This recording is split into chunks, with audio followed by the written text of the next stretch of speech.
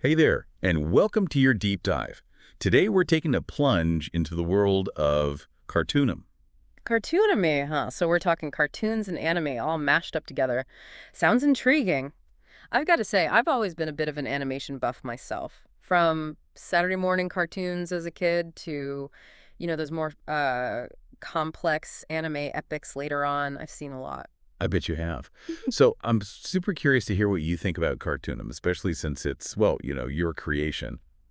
But before we dive into the feedback you've gotten, I'd love to hear more about it from your side of things. Like, what's the core of cartoonum? What sparked the whole project? It's funny you should say core, because for me, cartooning really comes from a place of, well, passion, I guess. It's not just about like blending two styles. It's more about celebrating them both and really seeing what makes each one tick. I can definitely sense that passion.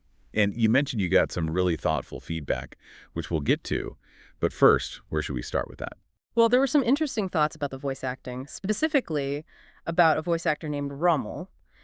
There was a suggestion to maybe consider some other voice actors like Yuval Grava or Lior Hakan. I'm curious, what are your thoughts? What do you think really makes a voice actor click with a character? Oh, that's such a key part of it all, isn't it? It's like they have to cast a spell or something. Like the right voice just totally transforms the character. For sure, it's not just reading lines. It's about embodying the whole personality, all those quirks, the essence of the character. Totally. And speaking of character, you mentioned some pretty interesting observations about gender representation in shows like Bakugan, especially characters like Skyrus, Tigrera, and Gorham. Yeah. You even pointed out how different adaptations kind of handle gender in different ways. Can you walk us through those observations, like what really stood out to you? Well, it's fascinating how animation can reflect and sometimes even challenge our societal norms. Something seemingly small, like a character's gender, it can actually be a really powerful statement. Take Bakugan, for example. The way Skyrus is portrayed in one version versus another, it can send completely different messages about her strength, her agency. It really makes you think about the subtle ways those choices can shape, like a viewer's perception. It's true. Even the smallest choices can have a ripple effect. And you also talked about dubbing and mentioned how you actually prefer Israeli dubbing. You even brought up Inazuma 11 as an example. What do you think makes a good dub, in your opinion? Is it just about translating everything literally, or is it, something more? You hit the nail on the head with that something more. A good dub, it has to capture the heart and soul of the original. Even if it means playing a little loose with the literal translation. From my experience Israeli dubbing, it often does an amazing job preserving those emotional nuances and the cultural context. That's really interesting because you also brought up something else, censorship in anime adaptations. And you specifically mentioned Sailor Moon and Yu-Gi-Oh!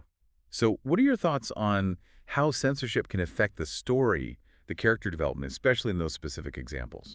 Well, it's frustrating, to put it mildly.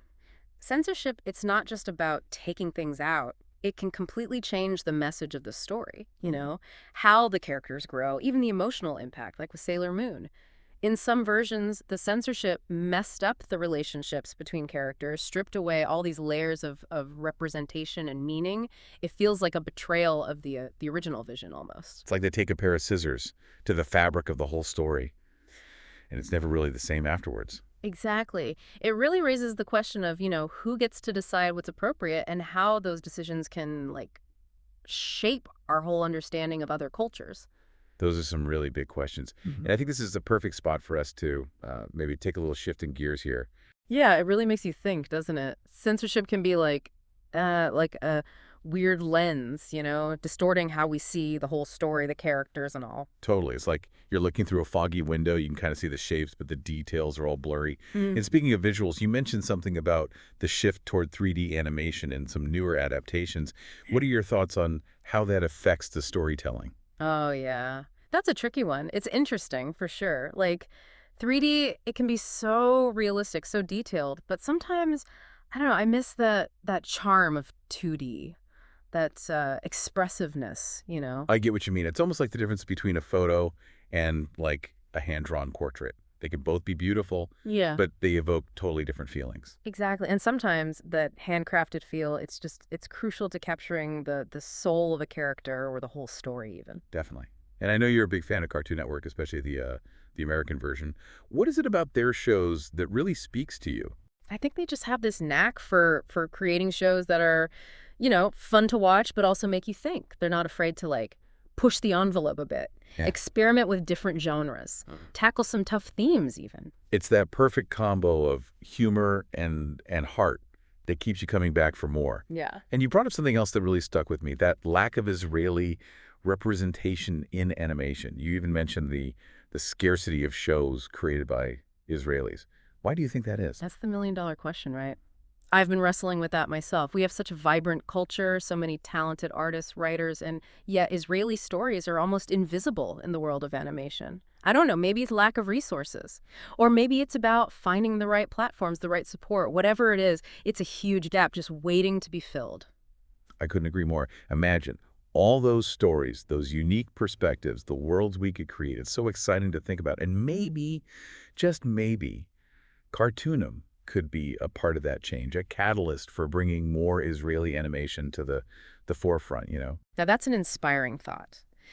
It really speaks to the power of creative vision and how projects like yours, like Cartoonum, can really pave the way for greater representation. Yeah, it's amazing to think about, all the ripples Cartoonum could create. Mhm. But before we get too ahead of ourselves, I want to bring us back to what you've already done. Yeah. You've clearly put so much thought, so much heart Yeah. into Cartoonum, from the characters to the style. It's a real labor of love. Oh, absolutely. That dedication, it really shines through. And speaking of passion, we can't forget Cartoonum.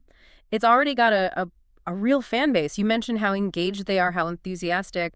That says a lot about the connection you've made with your audience. It's like you built this world where people feel seen, welcomed, and that's something special. What have you learned from your fans? What kind of responses really stand out to you? It's amazing how some fans, they connect so deeply with the characters, their journeys. It really hits home that stories, they can go beyond cultures, beyond borders. They can touch people on such a personal level. That's such a powerful reminder of why we do what we do. Hmm. And speaking of those cultural boundaries, you talked about how Cartoonum, it blends cartoons and anime, two styles from different parts of the world.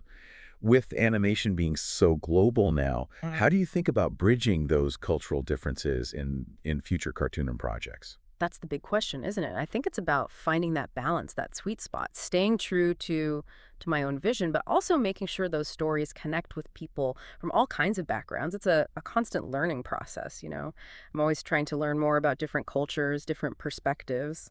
It sounds like you're on this incredible journey, always growing, always exploring. I can't wait to see where it leads.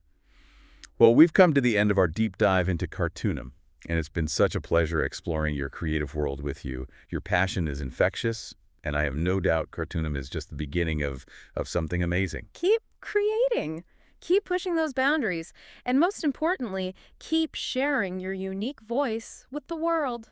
Until next time, keep diving deep.